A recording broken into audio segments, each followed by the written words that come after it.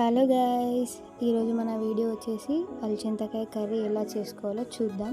మా సైడ్ అయితే దీన్ని అలచింతకాయ అంటారు గైస్. మరి మీ సైడ్ ఏమంటారు కామెంట్ చేయండి. ఫస్ట్ మనం ఆనియన్, ఇంకా పచ్చిమిర్చి, ఇంకా కరివేపాకు, కొత్తిమీర, టమాటోస్ ఇవన్నీ మనం కట్ చేసుకోవాలి. దాని తర్వాత మనం అలచింతకాయని చిన్నగా కట్ చేసుకోవాలి. తర్వాత దాన్ని వాష్ చేసి పెట్టుకోవాలి.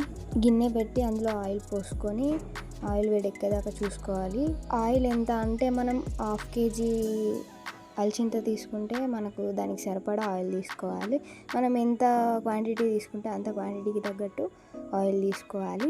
తర్వాత మనం ఆనియన్ ఇంకా పచ్చిమిర్చి వేయాలి. అట్లానే కరివేపాకు కూడా వేసుకోవాలి. తర్వాత కొత్తిమీర యాడ్ చేసుకొని కలుపుకొని మంచిగా సాల్ట్ కూడా అందులో యాడ్ చేయాలి. సాల్ట్ ఏంది పింక్ కలర్లో ఉందని అనుకుంటున్నారా గైస్? దీన్ని రాక్ సాల్ట్ అంటారు. ఇది హెల్త్కి చాలా మంచిది.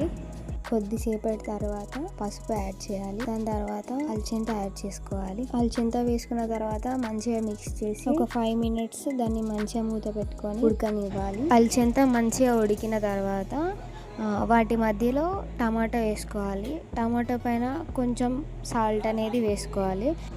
ఎందుకు వేసుకోవాలి అంటే సాల్ట్ వేసుకుంటే మనకు టమాటోస్ అనేవి తొందరగా ఉడుకుతాయి. టమాటాలు ఉడికిన తర్వాత మన టేస్ట్కి తగ్గట్టు మనం కారం యాడ్ చేసుకోవాలి. కారం వేసుకొని మంచిగా కలుపుకొని కొంచెం సేపు కారంని కూడా ఉడకనివ్వాలి. ఒక 2 minutes మనం మూత పెట్టేయాలి. దాని తర్వాత కొన్ని వాటర్ యాడ్ చేసుకొని ఒక 2 minutes మూత పెట్టేసి అలచింతకాయ కర్రీ రెడీ. ఇట్లా మీరు ఎప్పుడైనా ట్రై చేశారా? ట్రై చేయండి గైస్, చాలా బాగుంటుంది టేస్ట్. సో మరిన్ని వీడియోస్ కోసం మన ఛానల్ని సబ్స్క్రైబ్ చేసుకోండి.